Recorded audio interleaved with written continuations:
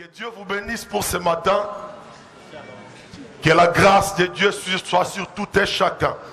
Donc ce matin, nous revenons sur ces passages, ces messages que nous avons commencé, n'est-ce pas, les dimanches passés sur ce thème. Ne méprisez pas l'église du Seigneur. Dites encore à votre voisin, ne méprise pas l'église du Seigneur. Alléluia.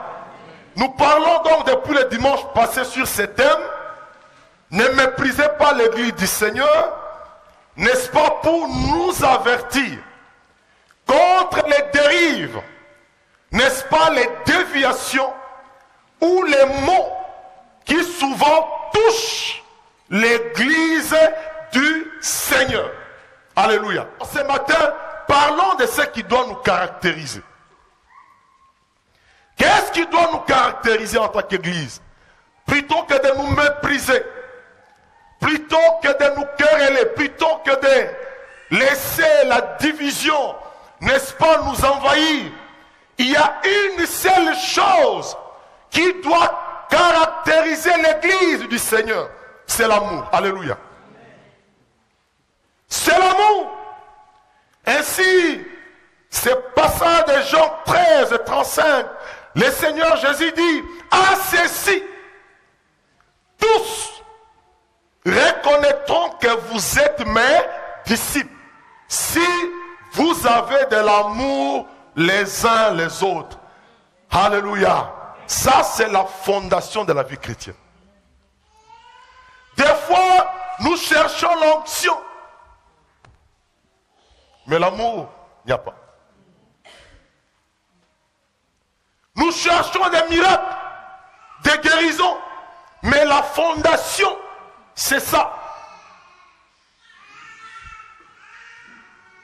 À ceci tous reconnaîtront que vous êtes mes disciples, si vous avez l'amour les uns les autres. Alléluia. Vous voyez, mes frères et sœurs, vous qui êtes là ce matin, que les signes distinctifs des chrétiens, ce n'est pas le fait que je sois devant vous pour prêcher. Je peux vous prêcher sans amour. Comprenez cela? Les signes distinctifs des chrétiens n'est pas le fait de passer devant pour prêcher. Ce n'est pas le fait de passer devant pour modérer. Ce n'est pas le fait, quand nous prions, d'avoir une parole de connaissance, une prophétie, pour que l'on dise que tu es chrétien. Non. Non, mes frères et sœurs. Ce n'est pas ça. Les signes distinctifs des chrétiens n'est pas le fait d'une croix portée autour du cou pour que partout on voit que tu es chrétien. Non. Ce n'est pas une façon quelconque de s'habiller. Ce n'est pas le fait d'adopter une certaine démarche. Non. Ni même le fait de dire que je le suis. La prétention, je suis. Je suis chrétien. J'ai pris à l'église de la parole du salut, extension de la borne, à Paris. Ce n'est pas ça qui fera de toi un chrétien. Parce qu'ainsi, n'importe qui va se déclarer chrétien. Les véritables signes des chrétiens, c'est l'amour. C'est l'amour que nous devons nous témoigner les uns les autres. Alléluia. L'amour, en effet, est une preuve que nous sommes de Christ. Car l'amour exige une puissance divine que seul c'est en qui demeure l'Esprit de Dieu reçoit. L'amour, c'est un témoignage que le Saint-Esprit habite en toi. En effet, c'est le Saint-Esprit qui répand l'amour de Dieu dans notre cœur.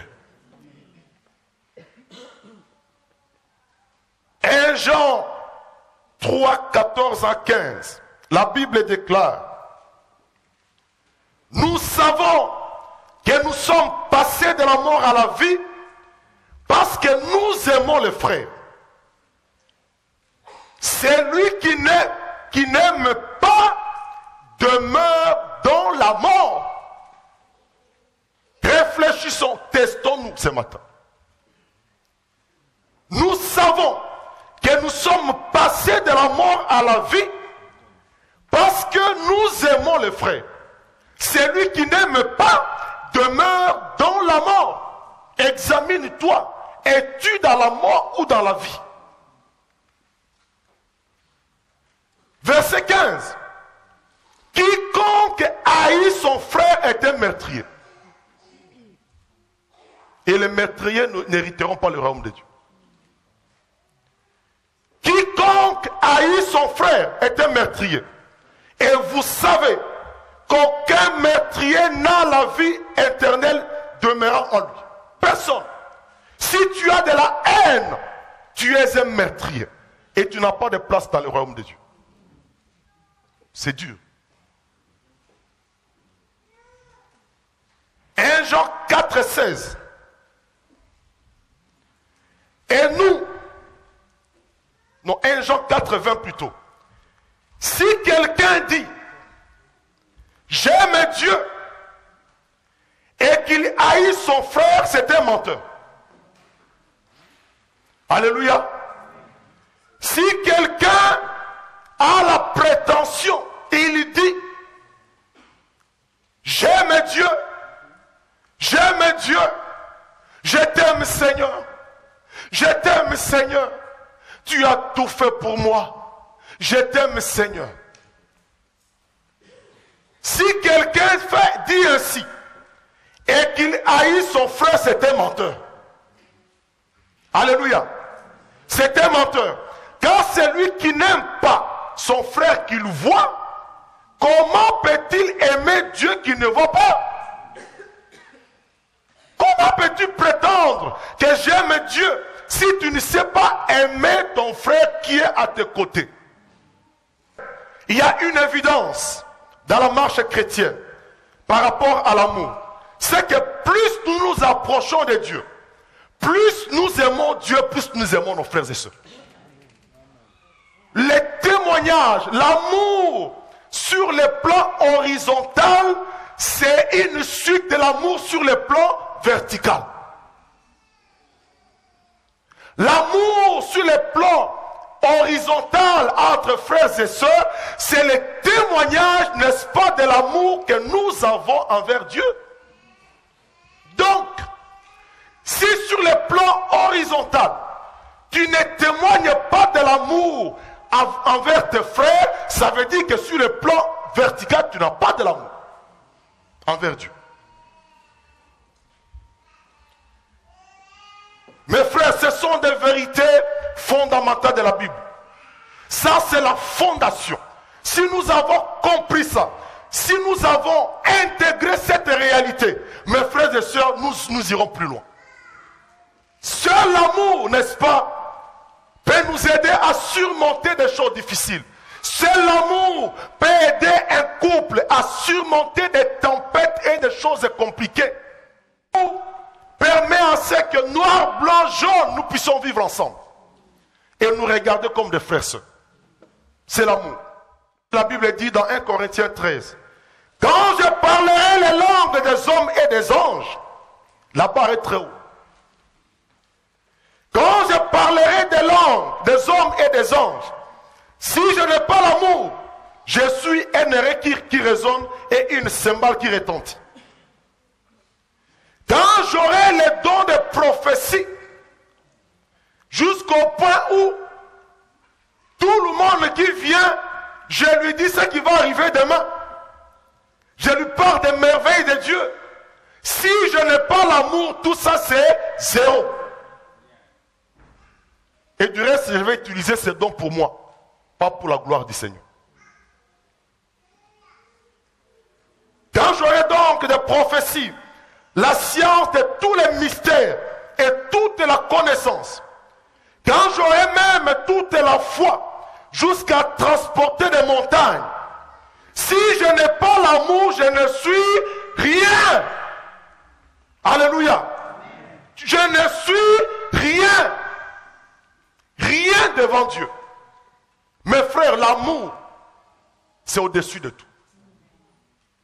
Et nous oublions cela. Il est important que nous puissions les rappeler. Quand je distribuerai tous mes biens pour la nourriture des pauvres, j'aime les pauvres, j'ai assez d'argent, comme ces riches, n'est-ce pas, ces millionnaires qui ont de l'argent et qui distribuent aux pauvres et qui disent que nous aidons. Tout cela c'est bien, mais s'il n'y a pas l'amour, c'est zéro. Et 1 Corinthiens 13 continue, la Bible dit, l'amour est patient. C'est-à-dire, il nous permet de supporter l'épreuve et de faire face même à la provocation. Peu importe la provocation, même au sein de l'église. Parce que j'aime, je ne me laisse pas provoquer. Alléluia. Il est plein de bonté. Cette bonté qui nous aide, n'est-ce pas, à rechercher non les malheurs de l'autre, mais l'intérêt des autres. L'amour n'est point envié. L'amour ne se vante point. Il ne s'enfle point d'orgueil. Car en effet, il sait que tout ce que j'ai reçu vient de Dieu. Et si tout j'ai reçu, pourquoi m'enorgueillir?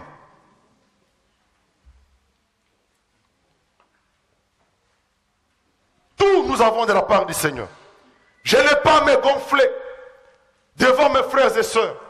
Je n'ai pas, n'est-ce pas, à les mépriser parce que moi j'ai et qu'ils n'ont pas. Non. L'amour doit me pousser à les regarder différemment. Alléluia. Et à considérer tout et chacun, quel que soit son niveau de richesse, son niveau d'études. Mais je dois respecter mon frère et ma soeur. L'amour ne fait rien de malhonnête. Il ne cherche point son intérêt. Il ne s'irrite point. Il ne se souvient pas du mal. Ou il ne tient pas compte ou ne fait pas la comptabilité du mal des autres. Voyez ces personnes qui comptabilisent. Ils ont une petite bloc-notes où on écrit tout ce que l'autre a fait. Telle date tu m'as fait ça. Telle date tu m'as fait ça. Telle date tu m'as fait ça. Les frères expriment une faiblesse à ton égard. On a noté. Et les jours où ça ne va pas, on va lui rappeler tout ce qu'il a fait. Ça, c'est pas de l'amour. Non. L'amour ne tient pas la comptabilité du mal des autres.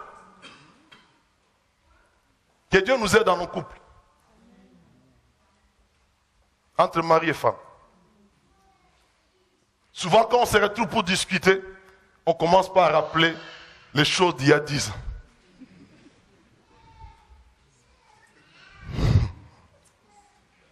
L'amour ne comptabilise pas le mal.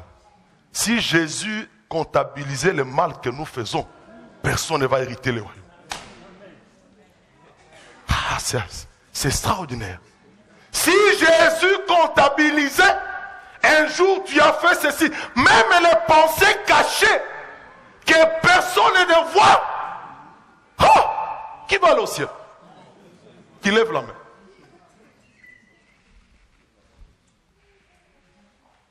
Non. Il y a des choses dans nos cœurs que personne ne voit. Que Jésus voit. Et des fois nous nous répondons. Mais il nous pardonne. C'est pourquoi la Bible dit, aimez-vous les uns les autres. Pardonnez-vous comme Jésus. L'amour, donc, ne comptabilise pas, ne tient pas, ne fait pas un registre de torts. Parce qu'il y a vraiment des champions dans ce domaine. Repentez-vous, pardonnez et oubliez les torts que l'autre a fait. Alléluia.